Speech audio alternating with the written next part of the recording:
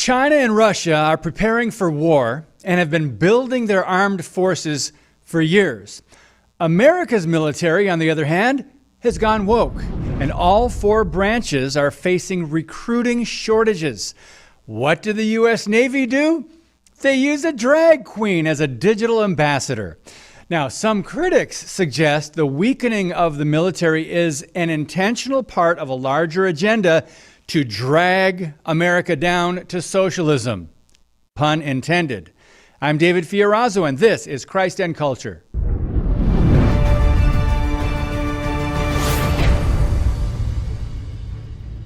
So, is this a purposeful attempt to sabotage the armed forces and therefore the nation? Some believe so. The controversial and desperate move by the Navy has apparently backfired. This in the wake of every U.S. military branch falling far short of recruiting goals for the second straight year. So, Navy brass thought Joshua Kelly, an active duty sailor who identifies as non-binary and performs by the name of Harpy Daniels, would be just the ticket to draw new recruits. This Pentagon-approved wokeness may be comparable to social media influencer Dylan Mulvaney, the female imposter endorsed by Bud Light. Now, this has led to a more than 17% dip in sales for Bud. Now, we can literally say Anheuser-Busch saw what the Navy had been doing since November of 2022 and said, "Hold my beer." Plummeting Bud Light sales and its marketing catastrophe is a joke to American citizens. A weakened military, however, and sailors jumping the proverbial Navy ship is a major national security concern.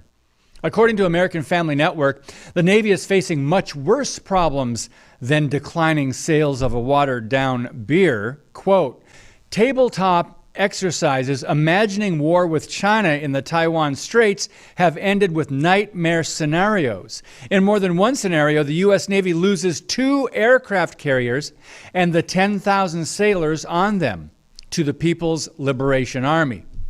Under the Biden Democrats, the Navy lectured sailors about proper pronoun usage last year as public confidence in the U.S. military dropped to 48%, according to the Ronald Reagan Institute. That's down from 70% in 2018 during the Trump administration. What did people cite as the primary reason for the decline? A politicized military. Also, in 2022, the Army missed its recruiting goal by 15,000, and for those keeping score at home, that's 25% short of the Army's recruitment goal. Dan Crenshaw, Texas representative, retired Navy lieutenant commander, and former Navy SEAL, questioned the current direction and leadership of the military and said, "China and Russia are watching us closely." In an Instagram post, Crenshaw shared photos of Joshua Kelly in his naval uniform and also in drag. Crenshaw said, "Did we learn nothing from Bud Light?" Obviously, the Navy didn't. Crenshaw added that the U.S. cannot afford to, quote, "suffer in military readiness for the sake of pushing the left's woke narrative." And we are suffering because we're not ready as a military. That's his point. So how about the opportunistic Queen himself? Well, a story about this guy, Kelly, was published at militarytimes.com, and it was entitled "Sailor by Day, Performer by Night, Meet the Navy's Drag Queen, Harpy Daniels."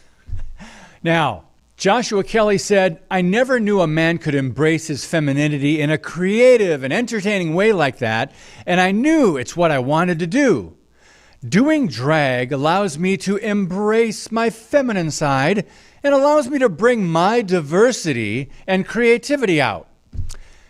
End quote. Just what the military needs, men who embrace their feminine side.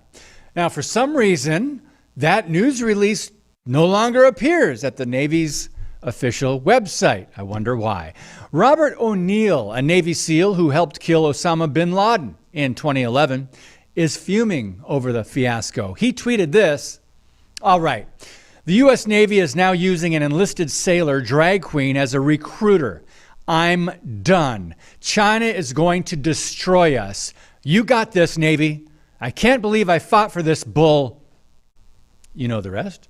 So O'Neill was the one that delivered the fatal blow to bin Laden during the raid in Pakistan, and he has since published 2 books since leaving the military in 2014. Another veteran, Graham Allen, a conservative commentator, criticized Kelly and the drag videos last week, and he tweeted this: "This is not the same military I served under.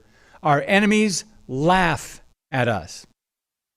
So what's sad about this is this perverse garbage makes the headlines, makes the news, rather than stories of true bravery, showing the strength of the military. It's a ridiculous distraction, and that's the point, maybe. We have leftists in leadership pushing perversion and woke ideology, while America's enemies are watching and likely making strategic plans. This may not end well, friends. God bless you, and keep speaking the truth about things that matter.